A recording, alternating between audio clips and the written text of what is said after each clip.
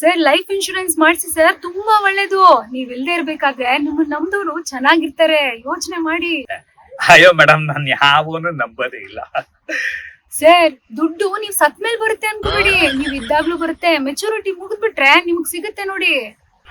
ಅಯ್ಯೋ ಮೇಡಮ್, ನಮ್ಗೆ ಬೇಜಾನ್ ಆಸ್ತಿ ಇದೆ.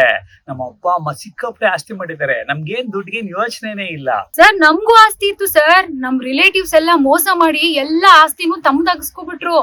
ನಮ್ಮ ಅಪ್ಪ ನೋಡಿ 3 ಕೋಟಿ ಇನ್ಶೂರೆನ್ಸ್ ಮಾಡಿಸಿದ್ರಿಂದ ನಾವಿವತ್ತು ನೆಮ್ಮದಿಯಾಗಿದ್ದೀವಿ ಸರ್. ಮೇಡಮ್ ಬೇಡ ಮೇಡಮ್, ಖಂಡಿತ ಬೇಡ. ಪ್ಲೀಸ್, ನಾನೇನೋ ಅವ್ರು ಹೇಳಿದ್ರು ಅಂತ ನಿಮ್ಮನ್ನ ಮೀಟ್ ಮಾಡಿದೆ ಅಷ್ಟೇ. ನಂಗೇನು ಬೇಕಾಗಿಲ್ಲ, ಸಾರಿ. ಸರ್ ಲೈಫ್ ಇನ್ಶೂರೆನ್ಸ್ ಮಾಡಿಸಿ ಸರ್. ನಾವ್ ಇನ್ಶೂರೆನ್ಸ್ ಅವೆಲ್ಲ ಏನು ಬೇಡ, ನಮ್ಗೆ ಏನು ಆಗಲ್ಲ, ಗೊತ್ತಾಯ್ತಾ?